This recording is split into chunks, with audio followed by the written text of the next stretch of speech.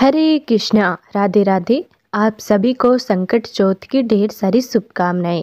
आप सभी भक्तों पर भगवान श्री गणेश और चौथ माता का आशीर्वाद सदा सर्वदा बना रहे। तो चलिए सुनते हैं संकट चौथ यानी कि तिलकुट चौथ की संपूर्ण व्रत कथा। एक शहर में देवरानी और जेठानी रहती थी। जेठानी अमीर थी और देवरानी गरीब थी। देवरानी भगवान श्री गणेश की बड़ी ही भक्त थी। देवरानी का पति जंगल से लकड़ी काट कर बेचता था और अक्सर बीमार रहता था। देवरानी जेठानी के घर का सारा काम करती थी और बदले में जेठानी बचा हुआ खाना और पुराने कपड़े आदि उसको दे देती थी। इसी से देवरानी का परिवार चल रहा था। माघ महीने में देवरानी ने तिलकुट चौथ का व्रत किया। 5 आने का तिल व गुड़ लाकर तिलकुटा बनाया। पूजा करके तिल चौथ की कथा सुनी और तिलकुटा छिक्के में रख दिया और सोचा कि चांद उगने पर पहले तिलकुटा और उसके बाद ही कुछ खाएगी। कथा सुनकर वह जेठानी के यहाँ चली गई। खाना बनाकर जेठानी के बच्चों से खाना खाने को कहा तो बच्चे बोले, माँ ने तो व्रत किया है और माँ भूखी है, जब माँ खाना खाएगी हम भी तभी खाएंगे। जेठ जी को खाना खाने को कहा तो जेठ जी बोले, मैं अकेला नहीं खाऊंगा, जब चांद निकलेगा तब सब खाएंगे, तभी मैं भी खाना खाऊंगा। जेठानी ने उसे कहा कि आज तो किसी ने भी अभी तक खाना नहीं खाया है, तुम्हें कैसे दे दूं? तुम सवेरे ही बचा हुआ खाना ले जाना। देवरानी के घर पर पति और बच्चे सब आस लगाए बैठे थे कि आज तो त्योहार है, इसलिए कुछ पकवान आदि खाने को मिलेगा। परंतु जब बच्चों को पता चला कि आज तो रोटी भी नहीं मिलेगी तो बच्चे रोने लगे। उसके पति को भी बहुत गुस्सा आया। कहने लगा, सारा दिन काम करके भी 2 रोटी नहीं ला सकती तो काम ही क्यों करती हो? पति ने गुस्से में आकर पत्नी को कपड़े धोने के धोने से मारा। धोना हाथ से टूट गया तो पाटे से मारा। वह बेचारी गणेश जी को याद करती हुई रोते रोते पानी पीकर सो गई। उस दिन गणेश जी देवरानी के सपने में आए और कहने लगे, धोने मारी पाठे मारी, सो रही है या जाग रही है? वह बोली, कुछ सो रही हूँ कुछ जाग रही हूँ। गणेश जी बोले, भूख लगी है, कुछ खाने को दे। देवरानी बोली, क्या दूं? मेरे घर में तो अन्न का एक दाना भी नहीं है। जेठानी बचा हुआ खाना देती थी, आज वह भी नहीं मिला। पूजा का बचा हुआ तिलकुटा छिक्के में पड़ा है, वहीं खा लो। तिलकुटा खाने के बाद गणेश जी बोले, धोने मारी पाठे मारी, निमटाई लगी है, कहाँ निमटे? वह बोली, यह पड़ा घर, जहाँ इच्छा हो वहाँ निमट लो। फिर गणेश जी बच्चे की तरह बोले, अब कहाँ पोछूं? नींद में मग्न अब देवरानी को गुस्सा आ गया कि कब से तंग किए जा रहे हैं, सो बोली, मेरे सर पर पोछो और कहाँ पोछोगे? सुबह जब देवरानी उठी तो यह देखकर हैरान रह गई कि पूरा घर हीरे मोती से जगमगा रहा है। सिर पर जहाँ विनायक जी पोछनी कर गए थे वहाँ हीरे के टिक्के व बिंदी जगमगा रहे थे। उस दिन देवरानी जेठानी के यहाँ काम करने नहीं गई। बड़ी देर तक राह देखने के बाद जेठानी ने बच्चों को देवरानी को बुलाने भेजा। जेठानी ने सोचा, कल खाना नहीं दिया इसलिए शायद देवरानी बुरा मान गई है। बच्चे बुलाने गए और बोले, चाची चलो, माँ ने बुलाया है, सारा काम पड़ा है। देवरानी ने जवाब दिया, अब उसकी जरूरत नहीं है, घर में सब भरपूर हैं गणेश जी के आशीर्वाद से।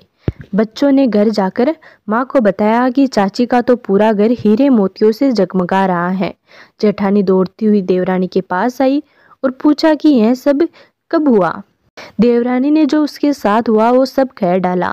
घर लौटकर जेठानी ने अपने पति से कहा कि आप मुझे धोने व पाठे से मारो। उसका पति बोला कि भली मानस, मैंने कभी तुम पर हाथ भी नहीं उठाया, मैं तुम्हें धोने और पाठे से कैसे मार सकता हूँ? वह नहीं मानी और जिद करने लगी। मजबूरन पति को उसे मारना पड़ा। उसने ढेर सारा घी डालकर चूरमा बनाया और छिक्के में रखकर सो गई। रात को चौथ विनायक जी सपने में आए। कहने लगे, भूख लगी है, क्या खाऊं? जेठानी ने कहा, हे गणेश जी महाराज, मेरी देवरानी के यहाँ तो आपने सूखा तिलकुटा खाया था, मैंने तो झरते घी का चूरमा बनाकर आपके लिए छिक्के में रखा है। फल और मेवे भी रखे हैं, जो चाहे खा लीजिए। बाल स्वरूप गणेश जी बोले, अब निमटे कहाँ? जेठानी बोली, उसके यहाँ तो टूटी फूटी झोपड़ी थी, मेरे यहाँ तो कंचन के महल हैं, जहाँ चाहो निमटो। फिर गणेश जी ने पूछा, अब पूछूं कहाँ? जेठानी बोली, मेरे ललाट पर बड़ी सी बिंदी लगाकर पोंछ दो। धन की भूखी जेठानी सुबह बहुत जल्दी उठ गई। सोचा घर हीरे मोती से भर चुका होगा, पर देखा तो पूरे घर में गंदगी फैली हुई थी। तेज बदबू आ रही थी। उसके सर पर भी बहुत सी गंदगी लगी हुई थी। उसने कहा, हे गणेश जी महाराज, ये आपने क्या किया? मुझसे रूठे और देवरानी पर टूटे। जेठानी ने घर की सफाई करने की बहुत कोशिश करी, परंतु गंदगी और ज्यादा फैलती गई। जेठानी के पति को मालूम चला तो वह भी बहुत गुस्सा हुआ और बोला, तेरे पास इतना सब कुछ था, फिर भी तेरा मन नहीं भरा। परेशान होकर चौथ के गणेश जी से मदद की विनती करने लगी। गणेश जी ने कहा, देवरानी से जलन के कारण तूने जो किया था, यह उसी का फल है। अब तू अपने धन में से आधा उसे दे देगी, तभी यह सब साफ होगा। उसने आधा धन बांट दिया, किंतु मोहरों की एक हांडी चूल्हे के नीचे गाड़ रखी थी। उसने सोचा किसी को पता नहीं चलेगा और उसने उस धन को नहीं बांटा। उसने कहा, हे श्री गणेश जी महाराज, अब तो अपना यह बिखराव समेटो। वे बोले, पहले चूल्हे के नीचे गड़ी हुई मोहरों की हांडी सहित ताक में रखी 2 सुई के भी 2 हिस्से कर। इस प्रकार भगवान गणेश ने बाल स्वरूप में आकर सुई जैसी छोटी चीज का भी बंटवारा किया और अपनी माया समेटी। हे गणेश जी महाराज, जैसी आपने देवरानी पर कृपा की, वैसी सब पर करना। कहानी कहने वाले, सुनने वाले व हुकार बढ़ने वाले सब पर कृपा करना, किंतु जेठानी को जैसी सजा दी वैसी किसी को मत देना। बोलो भगवान श्री गणेश की जय। चौथ माता की जय। अब सुनिए संकट चौथ की दूसरी कथा। एक साहूकार और एक साहूकारनी थे। वह धर्म पुण्य को नहीं मानते थे, इसके कारण उनके कोई बच्चा नहीं था। एक दिन साहूकारनी पड़ोसी के घर गई। उस दिन संकट चौथ था। वहां पड़ोसन संकट चौथ की पूजा करके कहानी सुन रही थी। साहूकारनी ने पड़ोसन से पूछा, तुम ये क्या कर रही हो? तब पड़ोसन बोली कि आज चौथ का व्रत है, इसलिए कहानी सुना रही हूँ। तब साहूकारनी बोली, चौथ के व्रत के करने से क्या होता है? तब पड़ोसन बोली, इसे करने से अन्न धन सुहाग पुत्र सब मिलता है। तब साहूकारनी ने कहा, यदि मेरा गर्भ रह जाए तो मैं 1.25 सेर तिलकुट करूंगी और चौथ का व्रत करूंगी। भगवान श्री गणेश की कृपा से साहूकारनी के गर्भ रह गया, तो वह बोली कि मेरे लड़का हो जाए तो मैं 2.5 सेर तिलकुट करूंगी। कुछ दिन बाद उसके लड़का हो गया, तो वह बोली कि हे चौथ भगवान, मेरे बेटे का विवाह हो जाएगा तो 5.25 सेर का तिलकुट करूंगी। कुछ वर्षों बाद उसके बेटे का विवाह तय हो गया और उसका बेटा विवाह करने चला गया, लेकिन उस साहूकारनी ने तिलकुट नहीं किया। इस कारण से चौथ देवी क्रोधित हो गई और उन्होंने फेरों से उनके बेटे को उठाकर पीपल के पेड़ पर बिठा दिया। सभी वर को खोजने लगे, पर वो नहीं मिला। हताश होकर सारे लोग अपने अपने घर को लौट गए। इधर जिस लड़की से साहूकारनी के लड़के का विवाह होने वाला था, वह अपनी सहेलियों के साथ गणगौर पूजने के लिए जंगल में दूब लेने गई। तभी रास्ते में पीपल के पेड़ से आवाज आई, ओ मेरी अर्ध ब्याही। यह बात सुनकर जब लड़की घर आई, उसके बाद वह धीरे धीरे सूख कर कांटा होने लगी। एक दिन लड़की की माँ ने कहा, मैं तुम्हें अच्छा खिलाती हूँ, अच्छा पहनाती हूँ, फिर भी तुम सूखती जा रही हो, ऐसा क्यों? तब लड़की अपनी माँ से बोली कि वह जब भी दूब लेने जंगल जाते हैं तो पीपल के पेड़ से एक आदमी बोलता है कि ओ मेरी अर्ध ब्याही। उसने मेहंदी लगा रखी है और सेहरा भी बांध रखा है। तब उसकी माँ ने पीपल के पेड़ के पास जाकर देखा, यह तो उसका जमाई है। तब उसकी माँ ने जमाई से कहा, यहाँ क्यों बैठे हो? मेरी बेटी तो अर्ध ब्याही कर दी और अब क्या लोगे? साहूकारनी का बेटा बोला, मेरी माँ ने चौथ का तिलकुटा बोला था, लेकिन नहीं किया, इसलिए चौथ माता ने नाराज होकर यहाँ बैठा दिया। यह सुनकर उस लड़की की माँ साहूकारनी के घर गई और उससे पूछा कि तुमने संकट चौथ का कुछ बोला था क्या? तब साहूकारनी बोली, तिलकुट बोला था। उसके बाद साहूकारनी बोली, मेरा बेटा घर आ जाए तो 2.5 मन का तिलकुट करूंगी। इससे भगवान श्री गणेश प्रसन्न हो गए और उसके बेटे को फेरों में लाकर बैठा दिया। बेटे का विवाह धूमधाम से हो गया। जब साहूकारनी के बेटा एवं बहू घर आ गए, तब साहूकारनी ने 2.5 मन तिलकुट किया और बोली, हे चौथ देवी, आपके आशीर्वाद से मेरा बेटा बहू घर आए हैं, जिससे मैं हमेशा तिलकुट करके व्रत करूंगी। इसके बाद सारे नगरवासियों ने तिलकुट के साथ संकट व्रत करना प्रारंभ कर दिया। ये संकट चौथ जिस तरह साहूकारनी को बेटे बहू से मिलवाया, वैसे ही हम सबको मिलवाना। इस कथा को कहने सुनने वाले का भला करना। बोलो संकट चौथ की जय। भगवान श्री गणेश की जय। अब सुनिए संकट चौथ की अगली कहानी। कहते हैं कि सतयुग में राजा हरिश्चंद्र के राज्य में एक कुम्हार था। एक बार तमाम कोशिशों के बावजूद जब उसके बर्तन कच्चे रह जा रहे थे तो उसने यह बात एक पुजारी को बताई। उस पुजारी ने बताया कि किसी छोटे बच्चे की बलि से ही यह समस्या दूर हो जाएगी। इसके बाद उस कुम्हार ने एक बच्चे को पकड़कर आवा में डाल दिया। वह संकट चौथ का दिन था। काफी खोजने के बाद भी जब उसकी माँ को उसका बेटा नहीं मिला तो उसने गणेश जी के समक्ष सच्चे मन से प्रार्थना की। उधर जब कुम्हार ने सुबह उठकर देखा तो आवा में उसके बर्तन तो पक गए लेकिन बच्चा भी सुरक्षित था। इस घटना के बाद कुम्हार डर गया और राजा के समक्ष पहुंचकर पूरी कहानी बताई। इसके पश्चात राजा ने बच्चे और उसकी माँ को बुलवाया तो माँ ने संकटों को दूर करने वाली संकट चौथ की महिमा का वर्णन किया। तभी से महिलाएं अपनी संतान और परिवार के सौभाग्य और लंबी आयु के लिए व्रत को करने लगी। एक सेठ सेठानी थे, उनके एक बेटा और बहू भी थे। वह सबको भोजन करा के फिर स्वयं भोजन करती थी। एक पड़ोसन ऐसी भी थी जो रोज पूछती थी कि बहू आज क्या बनाया खाया है। बहू कहती ठंडो बासी। एक दिन उसके पति ने ऐसा सुनकर विचार किया कि आज तो पकवान बनाए जाए, फिर देखे कि मेरी पत्नी क्या कहती है। उसने तरह तरह के पकवान बनाए और घर के सभी लोगों ने एक साथ बैठकर भोजन किया। आज भी पड़ोसन ने पूछा तो बहू ने कहा ठंडो बासी। सेठ के लड़के ने सोचा हो न हो कोई बात अवश्य है जिससे कि मेरी पत्नी ऐसा कहती है। उसने पत्नी से पूछा तुम रोज ठंडो बासी खाया ऐसा क्यों कहती हो, जबकि हम सब ने तो एक साथ बैठकर कई तरह के पकवान खाए। उसकी पत्नी बोली आप जो खा रहे हैं वह बाप बूढ़ों की कमाई है। जिस दिन आप कमा कर लाओगे उस दिन मैं समझूंगी कि ताजा भोजन कर रहे हैं। अब एक दिन लड़के ने माँ से कहा मैं एक बड़े शहर में कमाई करने जा रहा हूँ। माँ बोली बेटा हमारे पास इतना धन है कि खाया नहीं गुठेगा। माँ के मना करने पर भी बेटे ने स्वयं कमाने का दृढ़ निश्चय कर लिया और जाते समय पत्नी से कहा मैं जब तक कमाकर बहुत सा धन लेकर न आऊं तुम चूल्हे की आग मत बुझने देना। एक दिन चूल्हे की आग बुझ गई तो वह मन ही मन घबराने लगी, कहीं मेरे पति पर संकट तो नहीं आन पड़ा। जल्दी से पड़ोस में से आग लाकर चूल्हे में रख दूं, ऐसा विचार करके पड़ोस में गई। वहाँ पड़ोसन चौथ माता का व्रत और पूजन कर रही थी। पड़ोसन ने कहा थोड़ी देर में आकर ले जाना। बहू ने पड़ोसन से पूछा आप यह व्रत क्यों कर रही हो, इससे क्या मिलता है। पड़ोसन ने कहा चौथ माता के इस व्रत को करने से अन्न लक्ष्मी मिलते हैं और अपनी मनोकामना पूरी होती है। अब बहू भी चौथ माता का व्रत करने लगी। दीवार पर चौथ माता बनाई। उस दिन घी गुड़ का चूरमा बनाकर रात्रि को चंद्रमा को अर्घ्य देकर भोजन करती।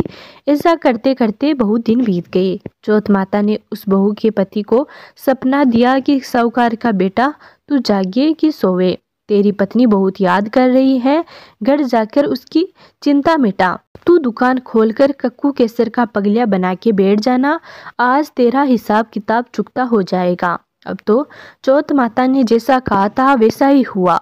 उसके घर जाने की तैयारी की और गाड़ी भर के धन दौलत लेकर चल दिया। रास्ते में एक बड़ा सा काला नाग फन फैलाए बैठ गया और कहने लगा आज तो मैं तुझे डसूंगा, छोड़ूंगा नहीं, आज तेरी आयु पूरी हो गई है। सेठ के लड़के ने कहा आज चौथ माता ने मुझे सपना दिया है तो मैं पत्नी से मिलने घर जा रहा हूँ। वहाँ मेरी पत्नी बहुत चिंता कर रही है, मैं उससे मिलकर जरूर आऊँगा, तब तू मुझे डस लेना। नाग ने कहा तू शपथ पूर्वक कहकर जाओ तो मैं तुम्हें जाने दूंगा, परंतु लौटकर नहीं आया तो तुम्हारे घर आकर मैं तुम्हें डस लूंगा। इस प्रकार सांप को वचन देकर वह अपने घर पहुंचा। वहाँ सभी से हंसी खुशी से मिला और भोजन करके उदास होकर बैठ गया। उसकी पत्नी ने उदास होने का कारण पूछा तो पति ने काले नाग वाली बात बताते हुए कहा कि यदि मैं उसके पास नहीं जाऊंगा तो वह घर आकर ही मुझे डस लेगा। पत्नी बहुत चतुर थी, उसने कहा कि आप घबराओ नहीं, लेट जाओ, मैं एक उपाय करती हूँ। पत्नी ने कमरे की 7 पेड़ी धोई। पहली पेड़ी पर रेत, दूसरी पेड़ी पर इत्र, तीसरी पर गुलाल फूल, चौथी पर कक्कू केसर, 5वीं पर लड्डू पेड़ा, 6ठी पर गांधी गलीचा और 7वीं पेड़ी पर दूध का कटोरा भरकर रख दिया। इस प्रकार वह 7 ही पेड़ी सजाकर बैठ गई। आधी रात होते ही नाग आकर पेड़ी चढ़ने लगा। पहली पेड़ी पर रेत में लौट गया और कहने लगा कि सेठ की बहू ने आराम तो बहुत दिया, पर वचनों से बंध कर आया हूँ, सो डसूंगा अवश्य ही। इसी प्रकार 7 पेड़ियों पर नाग आराम करता हुआ और कहता हुआ कि डसूंगा जरूर कमरे में जाने ही वाला था कि चौथ माता ने विचार किया कि मैं इसे नहीं बचाऊंगी तो संसार में धर्म कर्म और व्रत पूजन को कौन मानेगा। अब तो गणेश जी, चंद्रमा जी और चौथ माता ने उसे बचाने का विचार किया। चंद्रमा जी ने उजाला किया, चौथ माता ढाल बनी और गणेश जी ने तलवार लेकर नाग को मार दिया और ढाल से ढक दिया। अब बहू भी तकिए हारी सो गई। दिन उगा तो लोग बेटे से मिलने आए, परंतु बेटा बहू तो उठे ही नहीं थे। बहुत देर हो गई तो माँ उन्हें उठाने गई। माँ ने 7 पेड़ियों पर जो कुछ देखा तो वह बहुत घबराई और बेटे बहू को आवाज लगाई। बेटा बहू उठे तो देखा कि एक ढाल तलवार वहां पड़ी है। अब ढाल उठाई तो वहीं काला नाग मरा हुआ पड़ा था। बेटा बहू ने सोचा आज तो धर्म कर्म ही आड़े आया है, जो भगवान श्री गणेश और चौथ माता ने अपनी रक्षा की है। हे चौथ माता, आपने जैसे सेठ के बहू बेटे की रक्षा की वैसी सबकी कीजियो। बोलो चौथ माता की जय। अब सुनिए गणेश जी की कहानी। एक समय की बात है कि विष्णु भगवान का विवाह लक्ष्मी जी के साथ निश्चित हो गया। विवाह की तैयारी होने लगी। सभी देवताओं को निमंत्रण भेजे गए, परंतु गणेश जी को निमंत्रण नहीं दिया गया। कारण जो भी रहा हो, अब भगवान विष्णु की बारात जाने का समय आ गया। सभी देवता अपनी पत्नियों के साथ विवाह समारोह में आए। उन सब ने देखा कि गणेश जी कहीं भी दिखाई नहीं दे रहे हैं। तब वे आपस में चर्चा करने लगे कि क्या गणेश जी को न्योता नहीं दिया गया या फिर वे स्वयं ही नहीं आए हैं। सभी को इस बात पर बड़ा आश्चर्य होने लगा। तभी सबने विचार किया कि विष्णु भगवान से इसका कारण पूछा जाए। विष्णु भगवान से पूछने पर उन्होंने कहा कि हमने गणेश जी के पिता भगवान भोलेनाथ को न्योता भेजा है। यदि गणेश जी अपने पिता के साथ आना चाहे तो आ सकते हैं। अलग से न्योता देने की कोई आवश्यकता भी नहीं थी। दूसरी बात यह है कि उनको 1.25 मन मूंग, 1.25 मन चावल, 1.25 मन घी और 1.25 मन लड्डू का भोजन दिन भर में चाहिए। यदि गणेश जी नहीं आएंगे तो कोई बड़ी बात नहीं है। दूसरे के घर जाकर इतना सारा खाना पीना भी अच्छी बात नहीं है। इतनी वार्ता हो रही थी कि किसी एक ने सुझाव दिया, यदि गणेश जी आ भी गए तो उनको द्वारपाल बनाकर बैठा देंगे कि आप घर का ध्यान रखना। आप तो चूहे पर बैठकर धीरे धीरे चलोगे तो बारात से बहुत पीछे रह जाओगे। यह सुझाव भी सबको पसंद आ गया तो भगवान विष्णु ने भी अपनी सहमति दे दी। होना क्या था, इतने में ही गणेश जी वहां आ पहुंचे और उन्हें समझा बुझाकर घर की रखवाली करने बैठा दिया। बारात चल दी। तब नारद जी ने देखा कि गणेश जी तो दरवाजे पर ही बैठे हुए हैं, तो वे गणेश जी के पास गए और रुकने का कारण पूछा। भगवान गणेश कहने लगे कि विष्णु भगवान ने मेरा बहुत अपमान किया है। नारद जी ने कहा कि आप अपनी मूषक सेना को आगे भेज दे तो वह रास्ता खोद देगी, जिससे उनके वाहन धरती में धंस जाएंगे। तब आपको सम्मान पूर्वक बुलाना ही पड़ेगा। अब तो गणेश जी अपनी मूषक सेना जल्दी से आगे भेज देते हैं और सेना ने जमीन पोली कर दी। जब बारात वहां से निकली तो रथों के पहिए धरती में धंस गए। लाख कोशिश करे परंतु पहिए नहीं निकले। सभी ने अपने अपने उपाय किए परंतु पहिए तो नहीं निकले, बल्कि जगह जगह से टूट गए। किसी की समझ में कुछ भी नहीं आ रहा था कि अब क्या किया जाए। तब तो नारद जी ने कहा, आप लोगों ने गणेश जी का अपमान करके अच्छा नहीं किया। यदि उन्हें मना कर लाया जाए तो आपका कार्य सिद्ध हो सकता है और यह संकट भी टल सकता है। भगवान शंकर ने अपने दूत नंदी को भेजा और वे गणेश जी को लेकर आए। गणेश जी का आदर सम्मान के साथ पूजन किया। तब कहीं रथ के पहिए निकले। अब रथ के पहिए तो निकल गए परंतु वे जगह जगह से टूट गए थे। उन्हें सुधारे कौन। पास के खेत में खाती काम कर रहा था, उसे बुलाया गया। खाती अपना कार्य करने के पहले श्री गणेशाय नमः कहकर गणेश जी की वंदना मन ही मन करने लगा। देखते ही देखते खाती ने सभी पहियों को ठीक कर दिया। तब खाती कहने लगा, हे देवताओं, आपने सर्वप्रथम गणेश जी को नहीं मनाया होगा और न ही उनका पूजन किया होगा, इसीलिए तो आपके साथ ये संकट आया है। हम तो मूर्ख अज्ञानी हैं, फिर भी पहले गणेश जी को पूजते हैं, उनका ध्यान करते हैं। आप लोग तो देवतागण हैं, फिर भी आप गणेश जी को कैसे भूल गए। अब आप लोग भगवान श्री गणेश जी की जय जयकार बोलते जाए तो आपके सब काम बन जाएंगे और कोई संकट भी नहीं आएगा। ऐसा कहते हुए बारात वहां से चल दी और विष्णु भगवान का लक्ष्मी जी के साथ विवाह संपन्न करा के सभी सकुशल घर लौट आए। हे गणेश जी महाराज, आपने विष्णु को जैसो कारज साजो ऐसो कारज सबको सिद्ध करजो। बोलो गजानन महाराज की जय। तो ये थी आज की वीडियो। उम्मीद करते हैं आपको हमारी वीडियो ज़रूर पसंद आई होगी, और यदि आपने हमारे चैनल को अभी तक सब्सक्राइब नहीं किया है तो प्लीज़ सब्सक्राइब कर लें और कमेंट में चौथ माता की जय ज़रूर लिखें।